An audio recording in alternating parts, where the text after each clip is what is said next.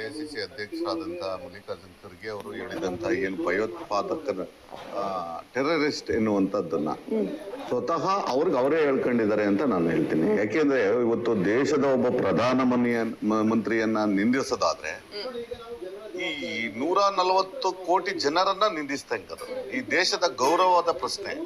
ಒಬ್ಬ ಪ್ರಧಾನ ಮಂತ್ರಿಗೆ, ಒಬ್ಬ ರಾಷ್ಟ್ರಪತಿಗೆ ಗೌರವ ಕೊಡಬೇಕಾದ್ದು ಎಲ್ಲರ ಕರ್ತವ್ಯ. ಆ ಹುದ್ದೆಗೆ ಗೌರವ ಕೊಡಬೇಕಾಗಿತ್ತು. ಮಲ್ಲಿಕಾರ್ಜುನ್ ಖರ್ಗೆ ಅವರು ಸಾಮಾನ್ಯವಾಗಿ ಅನುಭವಿ ರಾಜಕಾರಣಿ, ಸುದೀರ್ಘವಾದಂತ 50-60 ವರ್ಷಗಳ ರಾಜಕಾರಣ ಮಾಡಿದಂಥವ್ರು. ಇವತ್ತು ಕರ್ನಾಟಕದ ಒಂದು ಹೆಮ್ಮೆ ಎಐಸಿಸಿ ಅಧ್ಯಕ್ಷರಾಗಿದ್ದಾರೆ. ಒಂದು ತಳ ಸಮುದಾಯದಿಂದ ಬಂದಂತ ದಲಿತ ಮುಖಂಡ, ದಲಿತ ಸಮಾಜದ ಒಬ್ಬ ನೇತಾರ.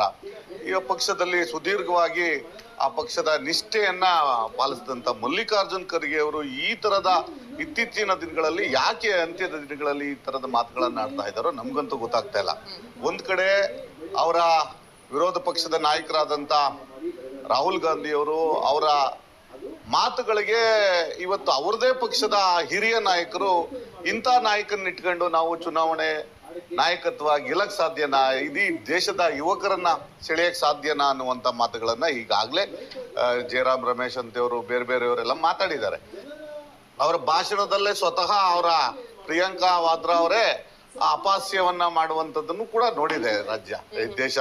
ಮತ್ತೆ ಎಲ್ಲೋ ಒಂದ್ ಕಡೆ ಖರ್ಗೆ ಅವ್ರಿಗೆ ಒಂದು ಕಡೆ ಕೊನೆಯ ಈ ಅವಧಿಯಲ್ಲಿ ಇವತ್ತು ಸಾಮಾನ್ಯವಾಗಿ ಕರ್ನಾಟಕದಲ್ಲಿ ಮುಖ್ಯಮಂತ್ರಿ ಈಗಾಗ್ಲೇ ಆಗ್ಬೇಕಾದಂತವ್ರಿಗೆ ಅಧಿಕಾರದಿಂದ ವಂಚಿತರಾದ್ರು. ನಿಮ್ಮ ಪ್ರಕಾರ ಈ ರೀತಿಯಾದ ಹೇಳಿಕೆಗಳು ಸಲ್ಲದು ಅಂತ ಹೌದು. ಮತ್ತೆ ಒಂದ್ ನಿಮಿಷ, ಮತ್ತೆ ಈಗ ನೋಡಿ, ಅವ್ರನ್ನ ಇವತ್ತು ಎಐಸಿಸಿ ಅಧ್ಯಕ್ಷರಾಗಿ ಕೂರಿಸಿದ್ರು ಕೂಡ ಅವ್ರ ಕೈಲಿ ಯಾವುದೇ ಅಧಿಕಾರ ಇಲ್ಲ. ನಾನೇ ಹೈಕಮಾಂಡ್ ಅಂತ ಹೇಳ್ಕೊಳ್ಳುವಂತ ಪರಿಸ್ಥಿತಿ ಇಲ್ಲ, ಅವರ ನಿರ್ಧಾರಗಳಿಲ್ಲ.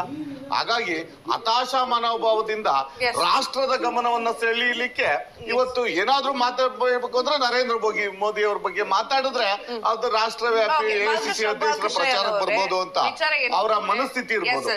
ಪಂಚರಾಜ್ಯಗಳ ಚುನಾವಣೆ ಇನ್ನೇನು ಕೆಲವೇ ದಿನಗಳು ಬಾಕಿ ಉಳಿದಿದ್ದಾವೆ.